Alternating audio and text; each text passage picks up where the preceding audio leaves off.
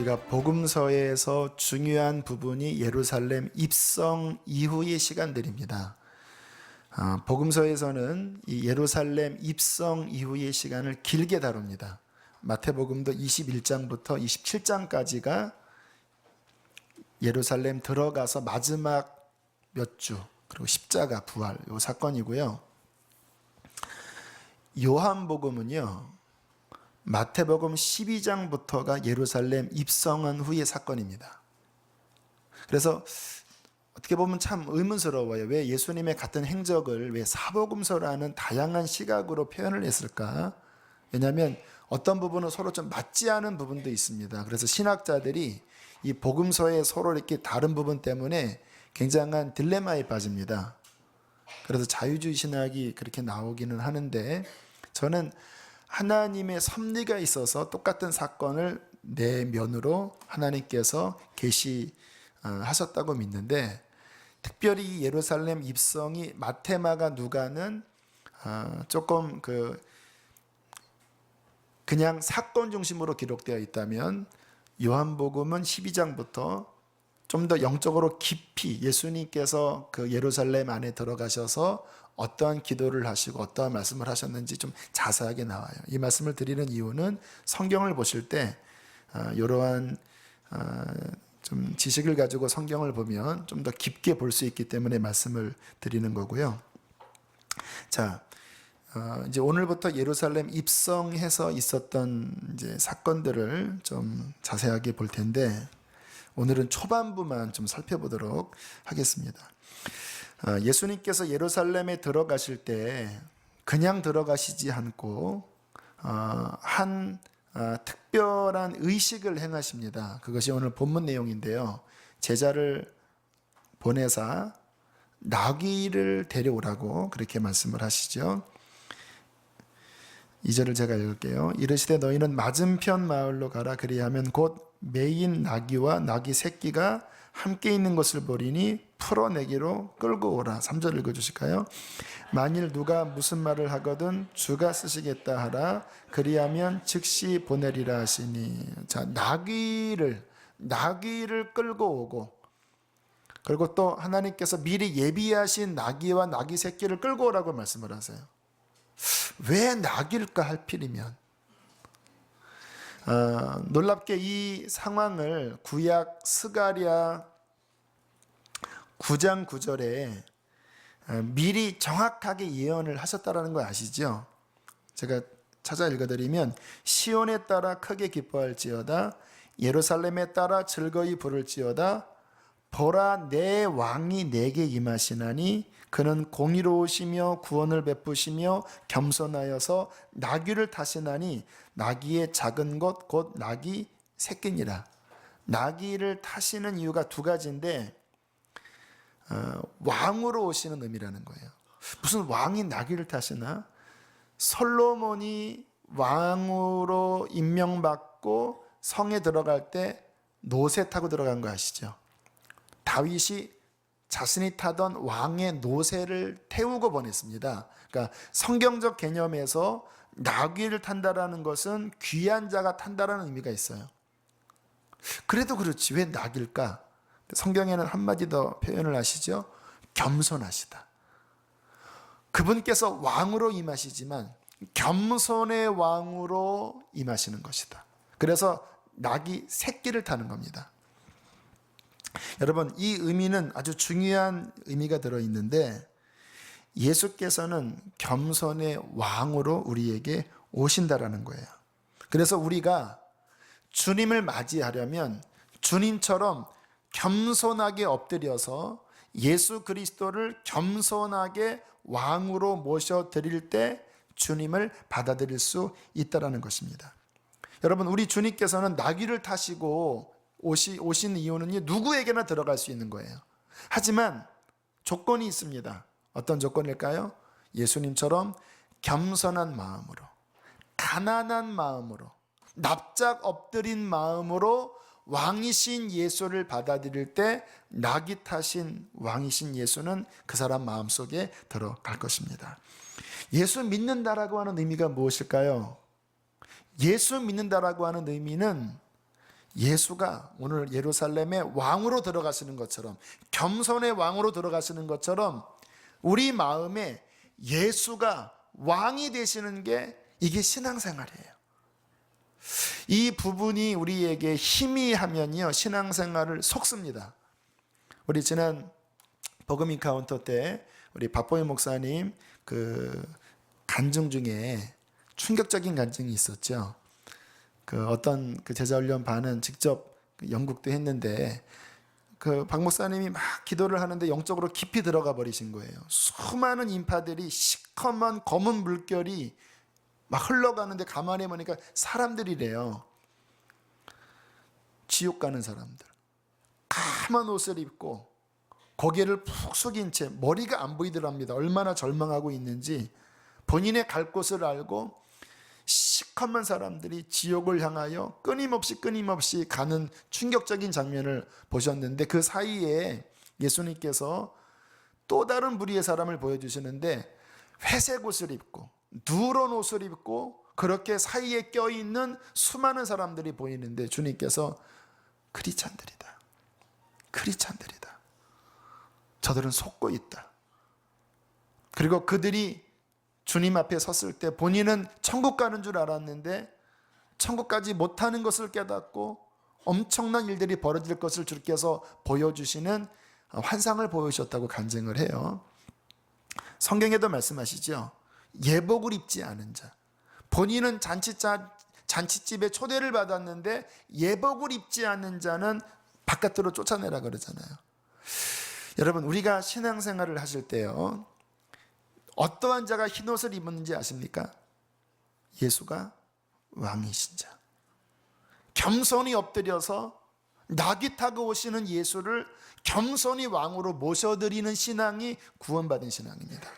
그게 안 되면요, 예수를 믿었는데 나의, 이렇게 표현해 죄송합니다, 시다바리로, 죄송합니다, 이 표현은 참 경박하지만 많은 분들이 진짜로 그래요. 예수님을 종으로, 그냥 나의 필요할 때만 막 도와주시고, 그리고 그 외에는 저리 가 계시라고 하고, 내 자아가 주인이 돼요. 내 육신이 하고 싶은 대로 그렇게 살면서 나는 지식적으로 예수를 주라고 고백했으니까 나는 천국까지. 그런데 막상 그의 삶의 현실은 누런 옷을 입고 회색 옷을 입고 양다리 걸치고 그러한 모습으로 본인은 천국 가는 줄 알다가 천인공노할 일이 벌어진다고 그렇게 말씀을 하는 거잖아요. 여러분, 신앙은 뭔지 아십니까? 예수가 왕이 되시는 거예요. 한번 대답을 서로, 너무 중요하기 때문에 주고받습니다. 신앙은 무엇인지 아십니까? 예수가 왕이 되시는 거. 다시 한번, 신앙은 무엇인지 아십니까? 아멘, 아멘. 다시 한번 제가 또 다양하게 표현합니다. 답은 하나입니다. 누가 천국 갑니까? 할렐루야. 누가 성령 충만함을 받습니까? 누가 진짜 신앙인입니까? 이거 아니면 가짜예요. 예수가 왕이 안 되시면. 저 같은 경우는요, 제 신앙의 아주 확실한 분기점, AD와 BC를 나누는 분기점이 바로 예수가 왕이 되셨냐 아니냐, 그 차이였어요.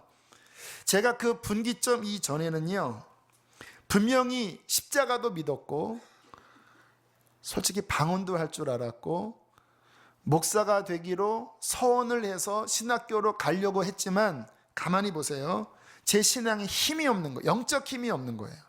학창시절에 보면 영적 힘이 없고 저는 세속적인 사람이었습니다. 제가 학교에 갔을 때 나의 일반적인 삶과 내 사고방식은 세속적이었어요.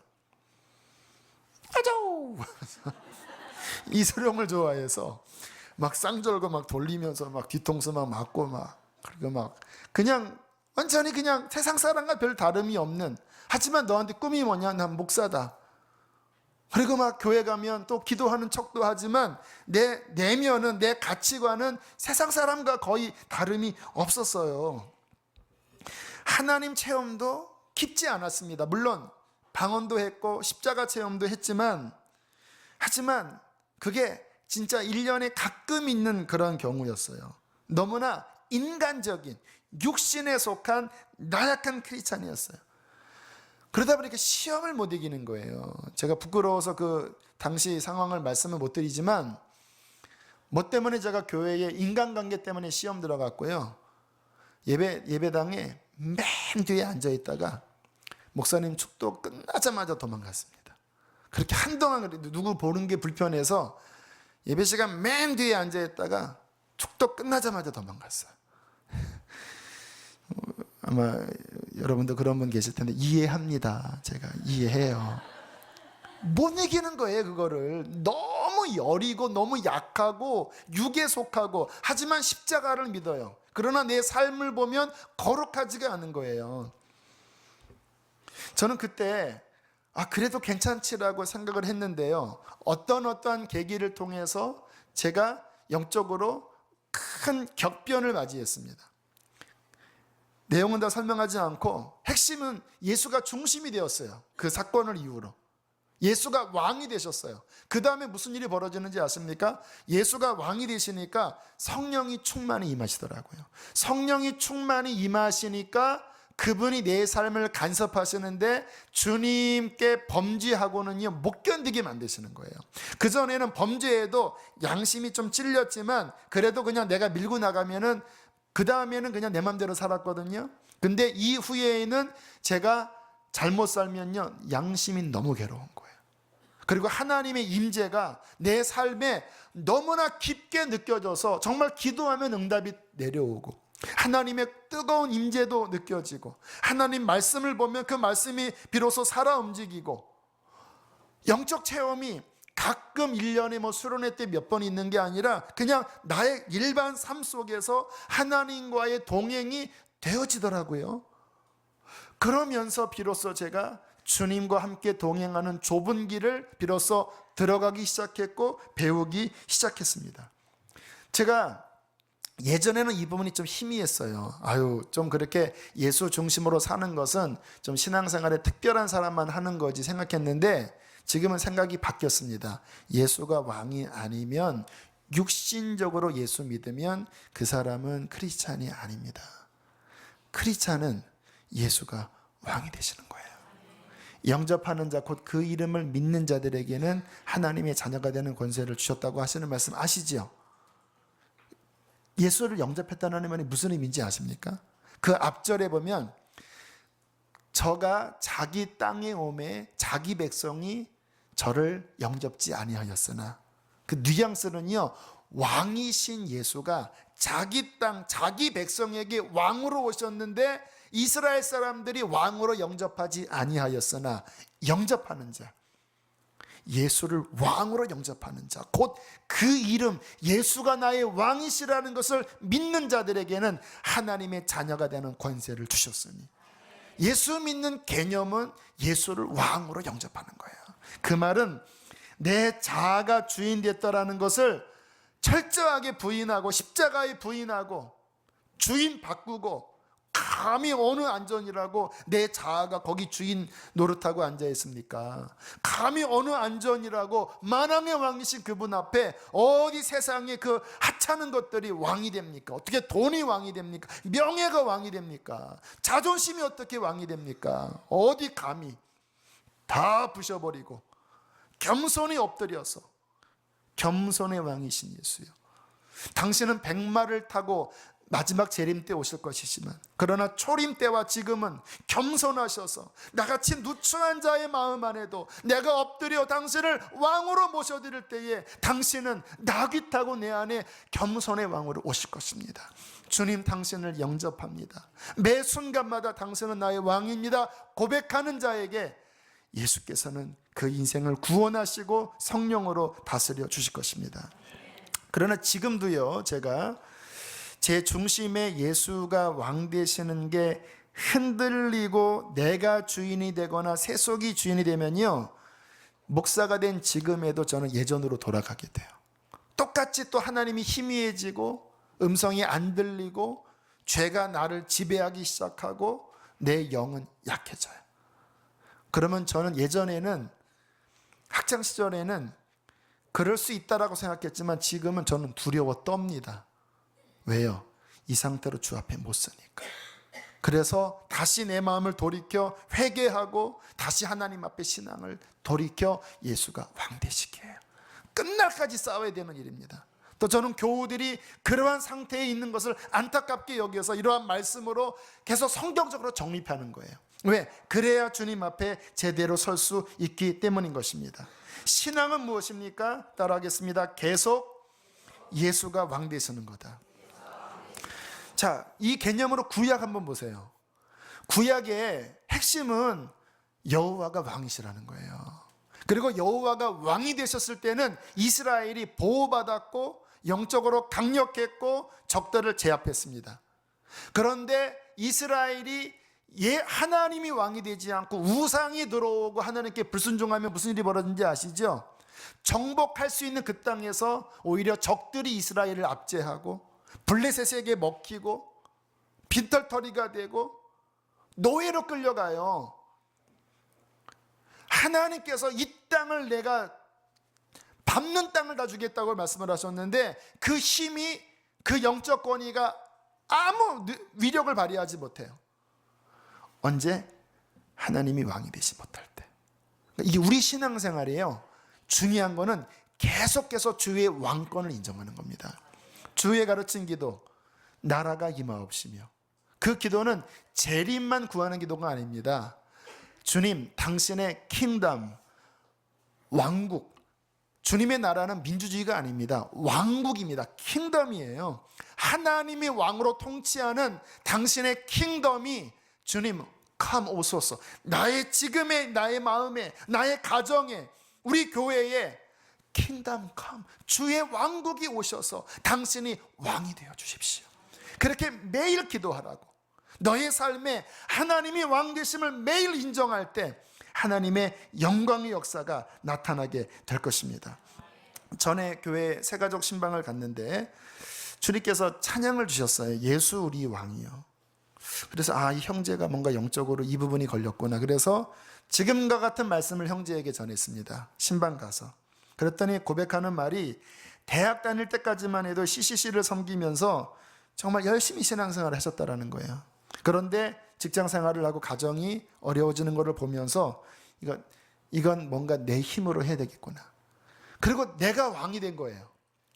여러분, 내가 왕이 돼서 직장 생활을 해보세요. 타협하지 않겠습니까? 한 잔 마시고 또 적당히 접대하고 그러다 보니까 교회는 다니는데 신앙은 엉망진창인 거예요. 제가 그 형제에게 말씀을 나눈 다음에 예수 우리 왕이여 찬양을 하는데 막 통곡을 하더라고요. 남자가 그런 신방 때 많이 안 하면 통곡을 하는 거예요. 왜? 주님이 왕이 되셔야 될 그 자리에 자아가 왕이 돼요. 자기 육신대로 살았을 때 영이 얼마나 고통스러웠겠습니까? 본인도 괴로웠던 거예요. 막 회개하고 통곡을 하더라고요. 제 삶에 여러분 승리의 중요한 비결이 있는데요. 저는 어떠한 상황이 와도 예수님을 왕으로 모시고 내 자아가 주인 되지 않고 그분이 주인 되어 살기만 하면요, 저는 다 이깁니다. 왜요? 그분이 왕과 주인이 되시면 그분이 이기게 해주세요. 언제 제가 무너지는지 아세요? 내가 교만해져. 그래서 영적 교만이 무서운 겁니다. 교만은요, 내가 왕이 되고 주인이 되는 거예요. 교만하면 왜 넘어지냐면 내가 앞서가면 그 사람은 넘어가요. 왜? 자아는 연약하기 때문에. 제가 늘 두려워하고 걱정하는 거는 주님, 내가 주인 되지 않게 해주십시오. 주님, 당신이 나의 왕이 되어 주십시오. 이것만 명확하면요, 제가 경험해보면 막 풍파가 일어나서 흔들거리더라도 주님이 성중에 거하심에 성이 요동치 아니하리로다. 우리 지난번 김정규 교수님이 그 말씀 많이 강조하셨잖아요. 그 성중에 왕이신 하나님 예수가 거하시면 풍랑이 일어나서 요동치고 성이 흔들리고 지진이 나도 여러분 하나님이 왕이시면 보호받는 거예요. 아수르 왕이 히스기야 왕에게 그냥 온갖 모독을 하면서 그렇게 손가락질했지만 히스기야 왕이 하나님이 나의 왕이심을 믿고 하나님께 호소했을 때 한 번에 18만 5천 명을 그냥 죽여버리시잖아요. 이스라엘에게 하나님께서 명확하게 보여주시는 것, 여호와가 왕이시다. 신약 예수 그리스도께서 보여주시는 것, 예수가 왕이시다. 예수가 왕이시면 충분합니다. 예수가 왕이시면 승리하는 겁니다. 그 능력으로 살아가는 저와 여러분 되시기를 축복해요. 만약 지금 당신의 마음이 불편하고 혼란스럽고 인간적이고 죄에 약해져 있다면 하나만 점검하세요. 자아가 왕이구나. 예수가 왕이 아니시구나. 그것만 바꿔버리면요, 우리 인생은 내 힘으로 살아가는 것이 아니라 예수 왕의 능력으로 살아가게 되는 것입니다. 어떻게 해야지 주님이 왕이 된다는 것을 알 수 있을까요? 제가 요즘 이제 사역훈련 하면서 주님이 제게 레마로 주신 귀한 말씀, 아마 잘 아시는 말씀일 거예요. 제가 이 말씀 속에서 요즘 굉장한 영적인 도전과 그리고 제 어떤 영적 방향이 더 명확해지는 것 같아요. 잘 아시는 말씀인데, 예수께서 제1계명을 뭐라고 말씀하십니까? 내 마음을 다하고, 두 번째 내 목숨을 다하고, 세 번째 내 뜻을 다하여 주 너희 하나님을 사랑하라. 영어를 보니까요, all your heart, 그 다음에 your soul, 세 번째는 your mind. 한국말로 하면 목숨을 다해야 하면 막 목을 따서 이렇게 해야 되나? 근데 가만히 보니까 heart, soul, mind. 아마 heart는 우리의 영을 이야기하는 것 같아요. 나의 영, 나의 soul, 나의 지정의, 나의 mind, 나의 지성, 모든 것을 다하여 하나님을 사랑하고 추구하여 사랑하는 게 1계명이다 그러거든요. 예수가 왕 되신 상태가 뭐냐면, 나의 영과 나의 마인드와 나의 혼이 전인격적으로 하나님을 가장 사랑하고, 하나님만을 추구하고, 하나님만을 사모하고, 하나님만을 1등으로 여기는 그 상태가 계속 있으면 예수가 왕이십니다. 근데 여기서 흐트러지기 시작하면, 입술로는 왕이지만 거기에 돈이 들어가고, 거기에 세상 야욕이 들어가고, 내 자아가 들어가면요, 그러면 그 순간부터 왕이 무너지면서 영적으로 혼미해지는 거예요. 그러니까 예수가 왕이신가? 그러면 내가 마음을 다하고 목숨을 다하고 뜻을 다하여 하나님을 사랑하고 있는가? 내가 힘을 다하여 하나님 그분을 바라보고 있는가? 이거를 하고 있다면 당신은 구원의 길을 걸어가는 것이고, 이게 희미해지고 그냥 자아가 끄는 대로 살아간다면 당신은 주의 길에서 벗어나 계신 거예요. 주님의 왕되심을 날마다 점검하십시오. 주님을 생명 다해 사랑하시게 되기를 축복합니다. 자, 두 번째, 자 12절부터는 이제 성전에 들어가셔서 처음 하셨던 일이신데요. 하나님께서 지난 한 1, 2주간 새벽 예배 설교도 이 성전에 관한 베드로전서 본문을 연결시켜 주셨고, 또 오묘하게 에스겔서를 통독을 했는데, 이 성전 중심으로 제가 작년인가 에스겔서 한번 전체를 다뤘을 때 실은 말씀을 잠깐 어느 부분을 드렸었는데, 이번에 보면서 그게 쭉 꿰졌습니다. 에스겔서의 성전 중심의 말씀이 쭉 꿰면서 성전에 대한 부분이 깊이 정리가 됐거든요. 그런데 감사하게 새벽에도 연결이 됐는데 오늘 수요일에도 연결이 돼요. 그래서 하나님께서 레마로 지금 성전에 관하여 뭔가 계시하시는구나 깨닫고 그 부분을 이 시간 좀 전하겠습니다. 근데 그 말씀 전하기 전에 영상 하나를 좀 보고 말씀을 나눌 텐데요. 오늘 본문과 직접적이진 않지만 그래도 참고할 만한 영상이라서 하나 보겠습니다. 네, 제3성전이 이제 바로 지어지기 코앞에 있다고 하는 영상인데요. 박종철 감독님이신가? 그분 이번에 만드셨죠. 저 얘기는 좀 나중에 하고, 자, 다시 좀 2000년 전으로 돌아가 보겠습니다. 2000년 전에 세워져 있던 성전은 2성전입니다. 첫 번째 성전은 솔로몬 성전이었고, 그 다음에 스룹발벨 성전이 지어졌다가 허물어져 갔을 때 연장해서 헤롯 성전이 세워졌었죠. 그 상황인데, 아무튼 성전인데요. 예수께서 그 성전에 들어가시는데 성전이 엉망진창이었습니다. 자, 12절 13절 두 절을 읽어보겠습니다. 시작. 예수께서 성전에 들어가사 성전 안에서 매매하는 모든 사람들을 내쫓으시며 돈 바꾸는 사람들의 상과 비둘기 파는 사람들의 의자를 둘러 엎으시고 그들에게 이르시되 기록된 바 내 집은 기도하는 집이라 일컬음을 받으리라 하였거늘 너희는 강도의 소굴을 만드는도다 하시니라. 당시 상황을 설명하면요, 먼 지방에서 예배드리려면 성전으로 와야 됐거든요. 지금처럼 각 지방마다 성전이 있었던 게 아니라 예루살렘 한 군데만 있었잖아요. 모리아 산에. 제물을 가져오는데 불편한 겁니다. 몇 달을 여행을 해야 되는데 이게 소나 양을 끌고 갈 수 없으니까 하나님께서 어떻게 배려를 해주셨냐면 돈을 가지고 와서 성전 근처에서 제물을 사서 예배드려도 무방하다. 그런데 이 하나님의 배려를 제사장 그룹과 장사꾼 그룹들이 서로 결탁을 해서 몇 배나 시세보다 비싸게 제물을 파는 거예요. 양 한 마리 3만 원이면 살 거 막 6만 원, 7만 원에 불리고 그 사이에 남는 그 리베이트를 제사장들이 가져가니까 이게 완전 성전의 예배가 아니고 완전 장사꾼 소굴이 되어버린 거예요. 하나님의 성전이 하나님이 임재하시는 거룩한 곳이고 그 거룩한 곳에서 하나님만 왕으로 섬기는 거룩한 제사가 드려져야 되는데 이거 돈 놓고 돈 먹기 하는 이 강도의 소굴로 만들어 버리니까 예수께서 견딜 수가 없었던 겁니다. 그래서 성전에 처음 들어가시자마자 비둘기 파는 그 상을 둘러 엎고 동물들을 내어 쫓고 노끈으로 막 바닥을 치시면서 막 분을 발하신 거예요. 예수님께 거룩한 분을. 감히 하나님의 집을. 예수께서는 성전 더럽히는 것을 견디지 못하세요. 막 그 하나님의 전을 위한 열성이 막 그 마음을 삼켰다라고 말씀하잖아요. 고린도 전서에는 하나님의 성전은 거룩하기 때문에 성전을 더럽히면 하나님이 그 사람을 멸하신다. 이 성전을 장사꾼 소굴로 만들어 버렸으니까 주께서 그냥 한 번도 그런 적이 없었는데 막 분을 발하시면서 거기 있는 그 장소를 청결하게 만드시면서 요한복음 여기에 나와 있지 않지만 요한복음 2장 19절에는 의미심장한 말씀을 하십니다. 이 성전을 헐라 내가 사흘 동안 일으켜 세우리라.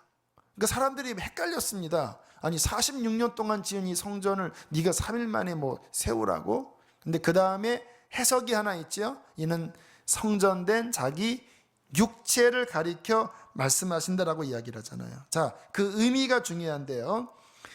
첫 번째는 뭐냐면 눈에 보이는 성전은 무너질 것이다 그 말이에요. 지금 예루살렘에 성전 없습니다. 그 성전 자리에 이슬람 3대 사원이 들어있어요. 이슬람의 중요한 3대 성지가 바로 그 자리에 공교롭게 세워져 있습니다. 그래서 유대인들이 점령은 했지만 그 황금돈 이슬람 사원을 왜 처리하지 못하냐면 건들면 이 이슬람 수억이 그냥 벌떼처럼 달려드는 거예요. 얘네들은 이 종교에 미친 애들이라서 거기에 누가 코란만 하나 불태워도 막 완전 잡아 죽이잖아요. 근데 저기를 건들면 3차 대전이 벌어진다는 거예요. 그래서 이스라엘이 준비는 다 해놓고 못 들어가고 있는 상황이거든요. 아무튼 중요한 건 뭐냐면 성전이 무너져 버렸습니다. 자, 성경을 찾아보겠습니다. 마태복음 23장 37절 38절 읽어보세요. 자, 성전이 무너지는 것에 대한 말씀을 성경적으로 확증을 합니다. 두 절 읽겠습니다. 37, 38 시작.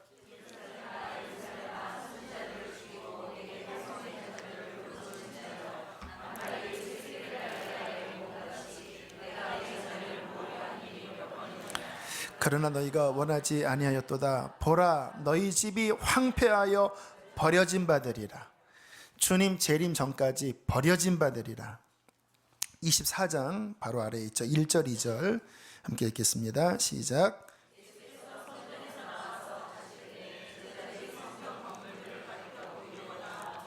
예수께서 이르시되 너희가 이 모든 것을 보지 못하느냐? 내가 진실로 너희에게 이르노니 돌 하나도 돌 위에 남지 않고 다 무너뜨려지리라. 다 무너뜨려지리라. 이 땅에 세운 성전, 하나님이 임재하시고 하나님께 드리는 예배의 센터고 거룩함이 있는 그 존귀한 하나님의 눈동자와 같은 성전이 돌 위에 돌 하나 남지 않을 정도로 다 무너뜨려지리라. AD 70년에 로마 티터스 장군이 이쪽에 침공에 들어왔을 때 무슨 소문이 있었냐면 요 성 벽돌 사이에 금이 껴있다, 이 소문이 돌았대요. 그래서 실제로 로마 군인들이 벽돌 하나까지 다 무너뜨려 버렸대요. 금 찾으려고. 여러분, 이 성전이 무너진 사건은요 굉장히 충격적인 사건이에요. 지금 우리가 생각하는 예배당 하나 무너졌지 이 개념이 아닙니다. 구약에서 성전은 신앙생활의 아주 핵심 중에 핵심. 이거 없으면 신앙생활 못할 정도인 거예요. 왜? 하나님 어디서 만납니까? 성전에서 만나잖아요. 어디서 예배합니까? 성전에서 예배하잖아요. 하나님의 법궤가 있고 쉐카이나 하나님의 임재가 있고 그 하나님의 언약이 있는 핵심인 하나님이 만들려고 했던 그 성전이 무너져 버리면 완전 장님이 돼버리는 거예요. 어디서 하나님 앞에 기도하고 어디서 하나님을 만나게 됩니까? 그런데 예수께서 그 신앙의 가장 중요한 알맹이가 무너져 버릴 것이다. 신앙의 중심축이 뽑혀질 것이다. 그렇게 말씀을 하고 있는데, 근데 이게 구약도 가만히 보면요, 하나님께서 이 예루살렘 성전을 무너뜨리시려고 작정하신 듯한 말씀이 여러 번 나와요. 예레미야 봐도요, 이 성전이 여호와의 성전이라고 하지 말아라. 하나님 성전은 아니다. 그러한 말씀을 하셨고요. 제가 에스겔서 말씀을 드리면 찾지 않겠습니다. 10장, 11장이 무슨 장이냐면요, 그 에스겔서 보면 그 1장, 2장 보면 막 UFO 같은 내용 나오잖아요. 막 번쩍번쩍하는 막 그룹들이 막 나타나는데 그게 무슨 이야기냐면 하나님의 영광의 임재의 상징이 그 그룹, 세라핌, 쉐카이나 하나님의 영광의 그룹이 그 성전 핵심, 그 성전 중의 지성소 법궤 위에 세라핌, 그룹, 영광의 그룹들이 하나님의 그 법궤를 덮고 있거든요. 그게 영광입니다. 그런데 에스겔이 그 실체를 본 거예요. 그 그룹이 막 번쩍번쩍하는 영광으로 온 모습을 본 거예요. 근데 10장, 11장에 보면 어떤 내용이 나오냐면 하나님 성전에 있던 그 영광이 위로 올라가더니 동쪽의 문지방으로 가서 그 다음에 또 위로 올라가더니 동쪽 산으로 하나님의 영광이 사라져버리는 장면이 나와요. 구약의 에스겔이 제사장이거든요. 그래서 에스겔서는 제사장으로서 하나님 성전 중심의 예언을 썼습니다. 그런데 그 제사장으로서 성전 중심의 그 하나님의 영광이 그 성전에서 떠나가 버리는 거예요. 얼마나 큰 충격이겠습니까? 그리고 난 다음에 정말로 그 성전이 바벨론에 의해서 무너져 버렸습니다. 그러나 70년 뒤에 또다시 스룹바벨을 통해서 제2성전이 세워졌는데 예수께서 말씀을 하시는 거예요. 에스겔처럼 이 성전마저 무너져 버릴 것이다. 그 뜻은 무엇입니까? 따라하겠습니다. 이제 눈에 보이는 성전 시대는 끝났다. 이제 신령과 진정의 진정한 성전이 내려오는 다른 시대의 도래다. 더 이상 이 땅에 보이는 이 솔로몬 성전, 스룹바벨 성전, 여기에 더 이상 관심 갖지 말아라 라고 말씀을 하시는 거예요. 그리고 이 성전이 무너집니다. 근데 에스겔서로 다시 돌아오면 에스겔서 40장부터 보면요, 다시 성전이 세워지는 환상이 나와요. 굉장히 길게 나옵니다. 그래서 에스겔서 읽을 때 좀 지루해요. 그런데 역사적으로 보면 에스겔이 봤던 그 환상의 성전이 안 세워집니다. 자, 그런데 에스겔은 아무튼 환상을 봤어요. 성전이 세워지는 장면을. 그런데 43장에 보면, 제가 지난번 에스겔 말씀할 때 이거를 제가 잘 다뤘는지 모르겠는데 이번에 열린 게 뭐냐면, 에스겔서 43장 1절부터 5절에 보면 그 떠났던 여호와의 영광이 다시 동쪽으로부터 다시 오기 시작합니다. 똑같은 코스로 다시 영광이 날아와서 동쪽 문지방에 이르고 그 동문을 통해서 다시 성전 안으로 들어오는 장면이 나와요. 그리고는 47장인가 보면 그 성전 문지방에서 물이 흘러나오는데, 그 성전에서 흘러나오는 물로 말미암아 흘러가는 모든 지역이 살아난다라고 하는 놀라운 예언이 기록되어 있어요. 그런데 드린 말씀처럼 그 제3성전이 안 세워진 거예요. 이게 딜레마잖아요. 그래서 이스라엘이 다시 성전을 지금 세우려고 저렇게 몸부림치고 있는 겁니다. 질문하겠습니다. 지금 이스라엘이 저 성전을 세운다면 그 성전이 제3성전이 에스겔서에서 말했던 그 성전이 될까요? 또 하나, 과연 유대인들은 저 3성전을 만들 수 있을까요? 여러분, 준비 다 끝냈습니다. 지금 근래에 기적 같은 일이 벌어져서요, 성경에 나와 있는 그 모든 악기들, 그런 설계 도면들이요 갑자기 막 발견됐어요. 그래서 꼭 성전의 제사를 드리려면 필요한 기물들이 있는데, 그게 지금 짝 맞추듯이 신기하게 다 발견이 되어서, 아까 막 이런 하프 그런 거 만들잖아요. 그 식양 이런 것들이 다 발견이 됐습니다. 그리고 맨 처음에 나온 좀 마르고 수염난 할아버지 있죠. 하나님이 저분에게 사인을 주셔서 성전 만들려고 했는데, 저분 이름이 뭔지 아십니까? 솔로몬입니다.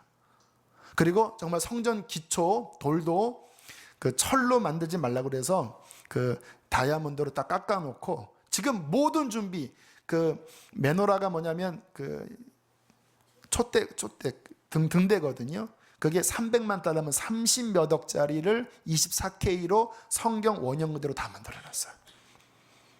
그리고 막 유전자 검사에서 레위인 비슷한 사람도 다 뽑아놓고, 제사 이미 2000년 흘렀으니까 솔직히 누가 누군지 모르지만 아무튼 나름대로 제사장 그룹도 만들어서 어떻게 제사하는지 다 준비해놨어요.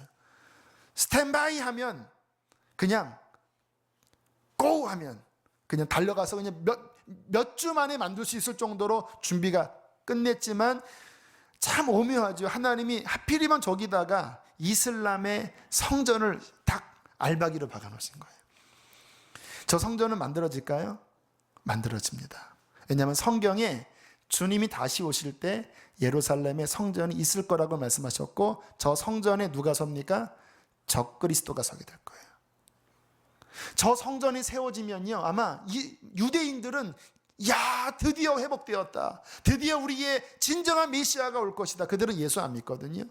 막 메시아를 기다릴 거고, 혹 정신 나간 크리스찬들은 거기에 달려가서 제사할 겁니다. 속지 마십시오. 하나님이 저 성전을 세우실 거예요. 역사에 하나님의 뜻을 이루기 위해서. 하지만 저 성전은 진짜 성전이 아닙니다. 잘 이해하셔야 합니다. 하나님이 세우실 겁니다. 저 성전도 분명히 존귀하고 영광스러운 성전일 거예요. 그러나 저 성전은 진짜 성전이 아니에요. 그러면 진짜 성전은 무엇이냐면, 예수께서 이 성전을 헐라 내가 사흘 동안 다시 일으키리라 라고 말씀을 하실 때, 성경은 자신이 성전이라고 말씀을 하셨거든요. 그리고 예수께서 부활하셔서 그 성전을 세우시겠다고 말씀을 하셨고, 그 성전은 이미 세워졌고 세워져 가고 있습니다. 어디 있을까요, 그러면? 이 성전을 찾아서 여러분 한번 여행을 한번 떠나보시겠습니까? 이 성전이 어디 있을까요? 여러분, 우리가 새벽에 봤던 베드로전서 말씀을 한번 살펴보겠습니다. 신약 성경 378쪽으로 넘어가시면 베드로전서 2장이 나옵니다. 베드로전서 2장 4절 5절.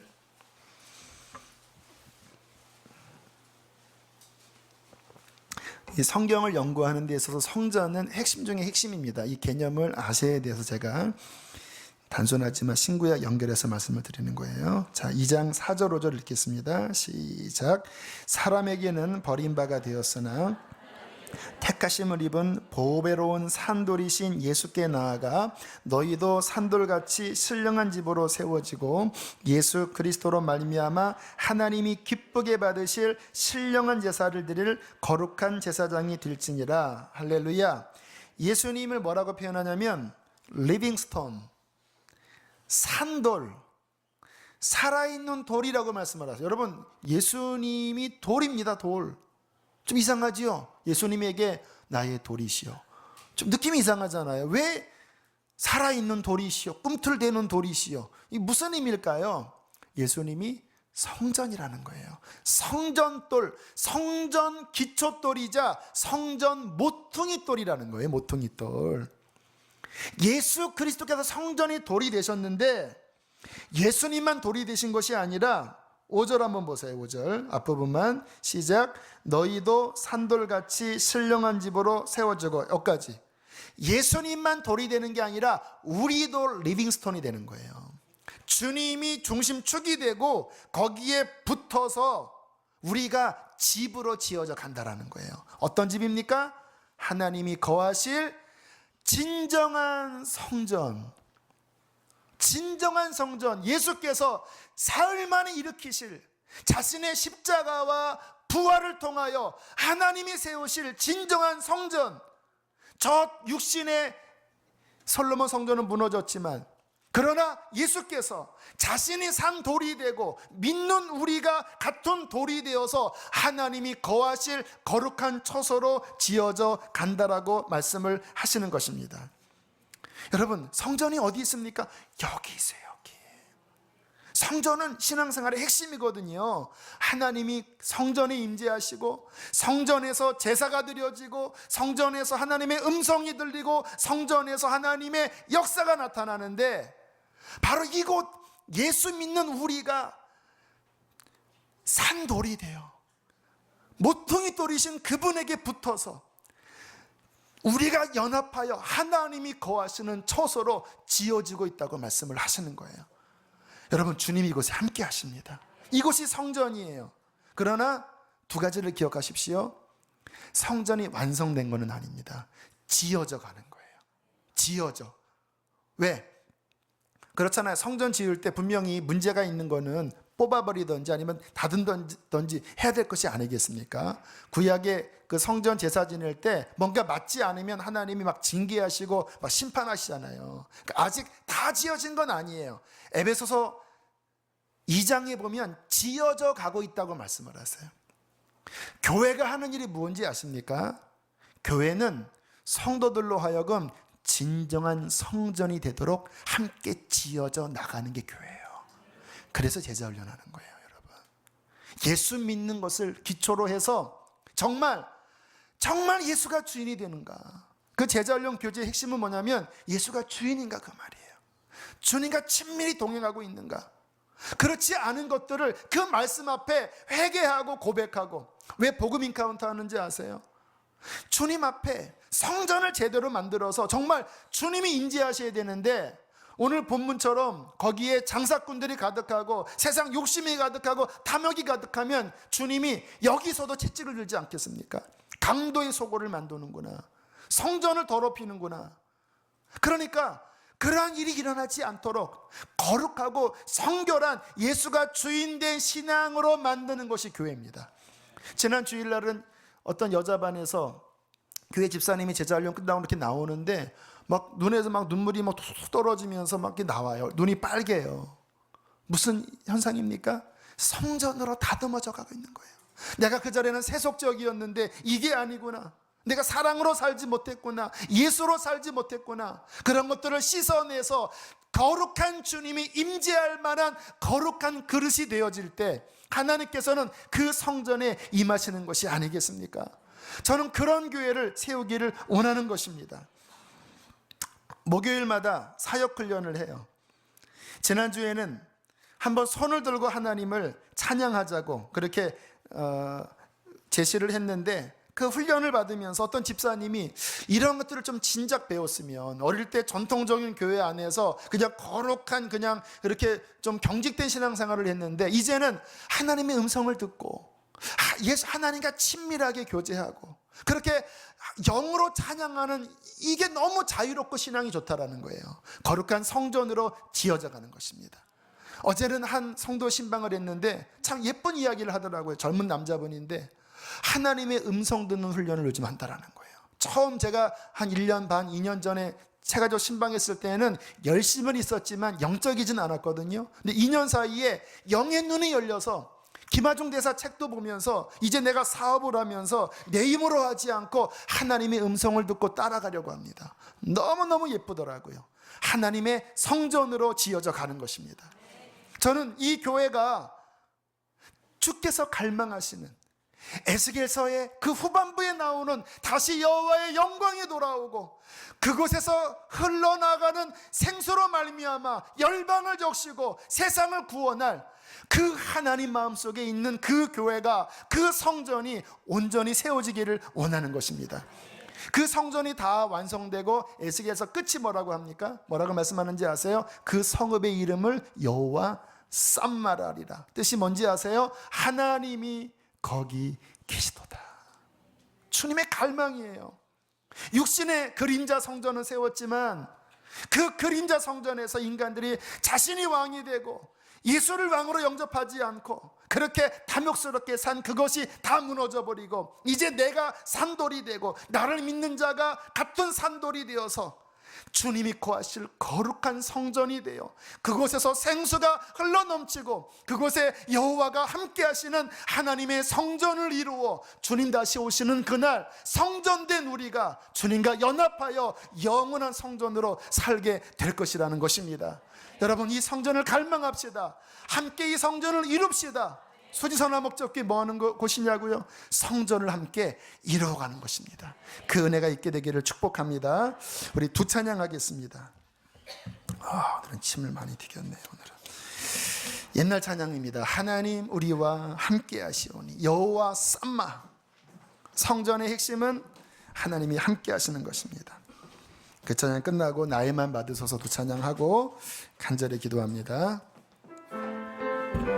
네, 박수 치면서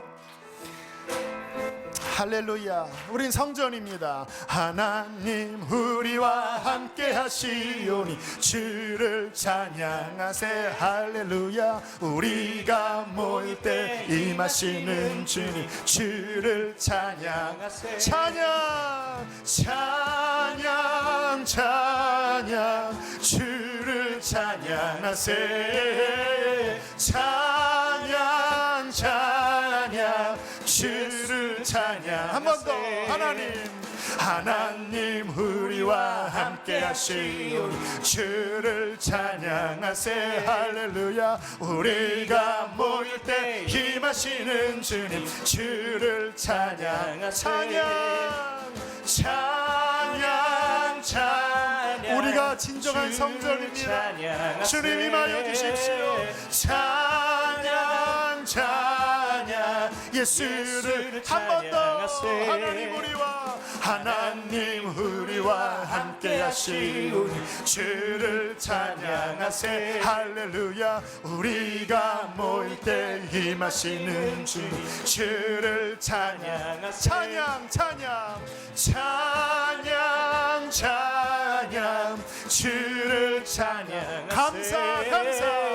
감사 예수께 감사하세. 나의 맘 받으소서 고백합니다.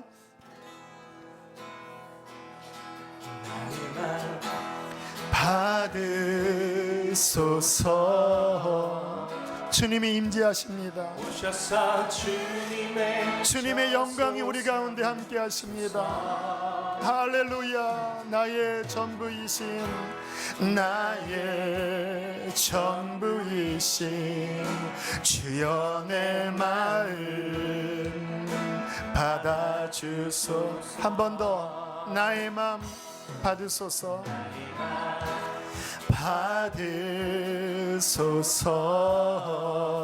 받으소서. 오셔서 주님의 처소 삼으소서. 나의 전부이신 주여 내 마음 받아주소서. 나의 마음, 오 나의 마음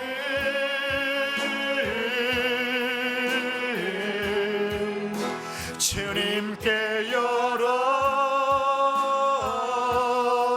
열었으니 주여 내게 오셔서 내 맘에 거하여 주옵소서.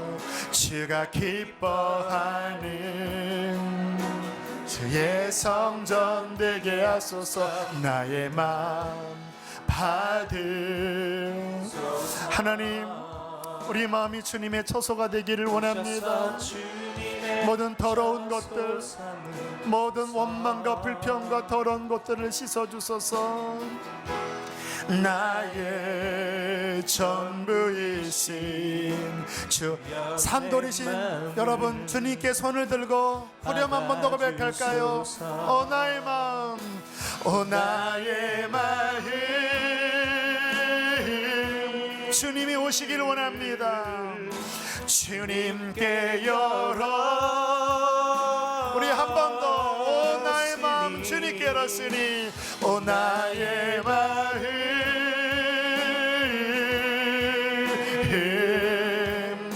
주님께 열었으니 주여 내게 오셔서 내 맘에 거하여 주가 기뻐하는 주의 성전 되게 하소서. 나의 마음 받으소서. 오셔서 주님의 처소 삼으소서. 나의 전부이신 나의 전부이신 주여 내 마음. 아멘. 여러분, 주님이 거하시는 성전의 핵심은 예수가 왕이 되시는 거예요.